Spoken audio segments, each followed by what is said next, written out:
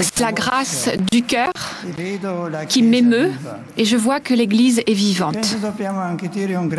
J'aimerais également remercier le Seigneur qui nous donne un si beau temps alors que nous sommes encore en hiver. Comme l'apôtre Saint Paul, le texte biblique que nous avons écouté, moi, je sens au fond de mon cœur la grâce de Dieu. J'aimerais remercier Dieu qui fait vivre et grandir l'Église et qui consolide la foi de son peuple.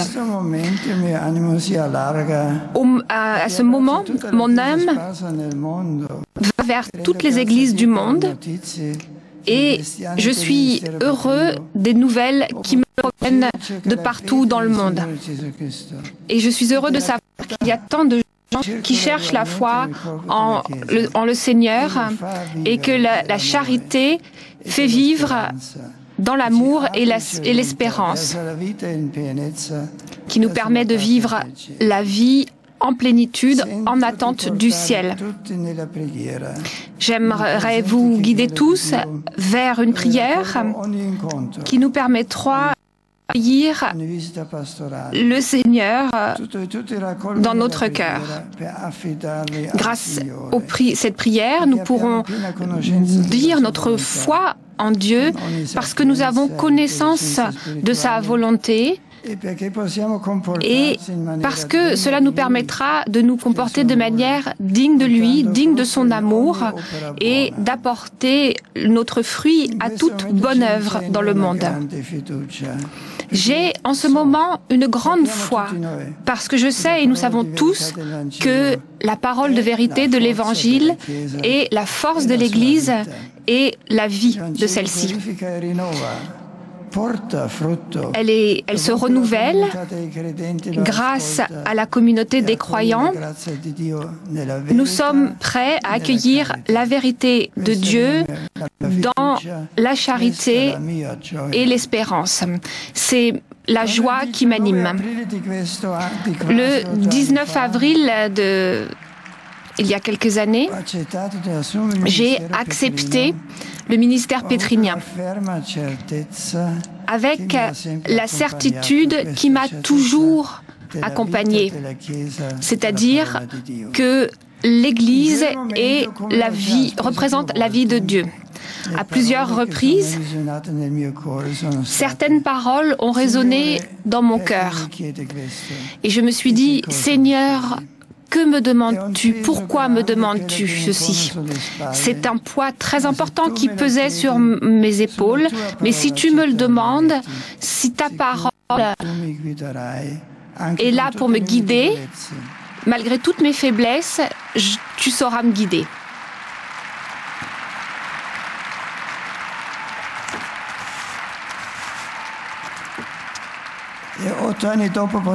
Il y a 8 ans, je pense que je peux dire que le Seigneur m'a écouté. Il est resté près de moi. J'ai ressenti sa présence tous les jours. Ça a été une partie du chemin de l'Église qui a été un moment de joie et de lumière. Et bien entendu également des moments qui n'étaient pas faciles. Je me suis sentie comme Saint Pierre et les apôtres dans le bateau sur le lac de Galilée, où de nombreuses journées de soleil et de légèreté m'attendaient. Et puis, il y avait une abondance de bons moments. Mais il y avait également des moments où les vents étaient contraires, comme toujours l'histoire de l'Église. Mais j'ai toujours su que dans ce bateau, le Seigneur était présent. Et j'ai toujours su que le bateau, le navire de l'Église n'est pas le nôtre, mais le sien.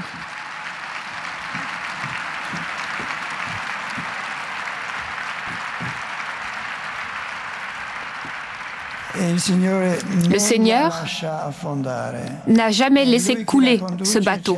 C'est lui qui le dirige. C'est lui, grâce aux hommes qu'il a choisis, qui le dirige. Cette idée Cette certitude est quelque chose qui ne s'est jamais assombri dans mon cœur.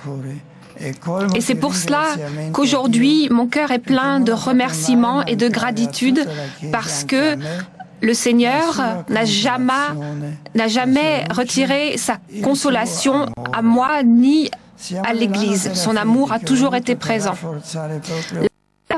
A renforcé notre chemin vers Dieu.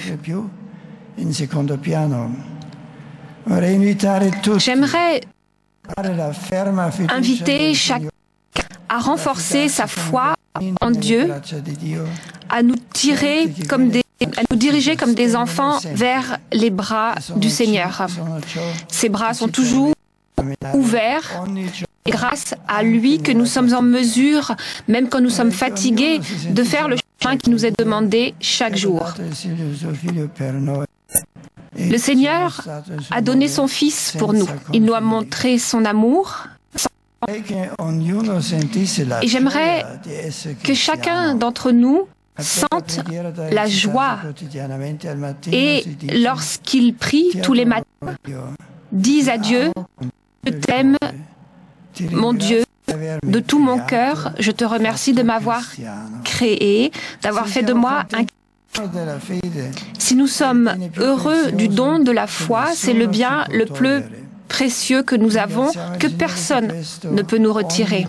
Et il faut remercier le Seigneur de cela tous les jours, grâce à une prière et grâce à une vie chrétienne cohérente. Le Seigneur nous aime, mais il nous demande également de l'aimer. Mais ce n'est pas simplement Dieu que j'aimerais remercier aujourd'hui. N'est pas seul lorsqu'il tente de diriger le navire de Pierre, même si c'est sa première responsabilité.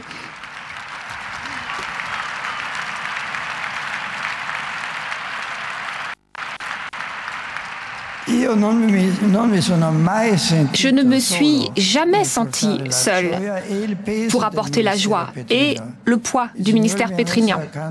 Le Seigneur a mis à mes côtés de nombreuses personnes qui, avec générosité, de l'Église, aidé et sont toujours restés près de moi.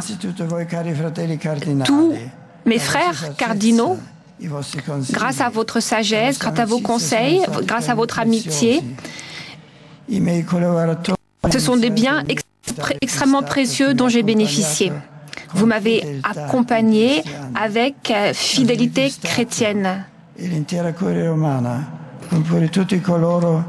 Et grâce à vous, nous avons pu rendre les services au Saint-Siège. Il y a eu de nombreuses personnes qui ne sont pas connues, qui restent dans le silence, dans l'ombre, mais qui, tous les jours, avec un esprit de foi et d'humilité, ont travaillé, m'ont apporté un soutien sans faille. J'aimerais également dire un mot particulier pour l'Église de Rome, mon diocèse.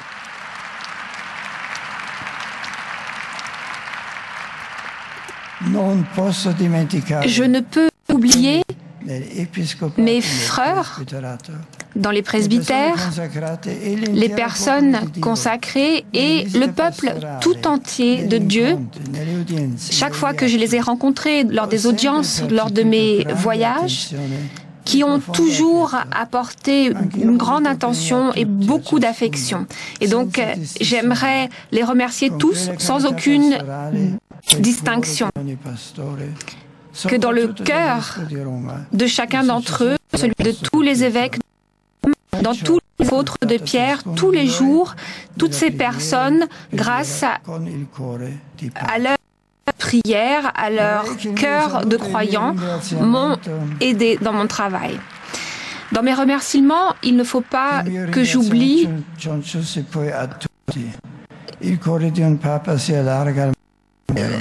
le monde entier. Le cœur d'un pape appartient au cœur tout entier. La grande famille des nations est présente. Et puis, je pense à tous ceux qui travaillent pour une bonne communauté, parce que leurs services sont extrêmement importants. J'aimerais également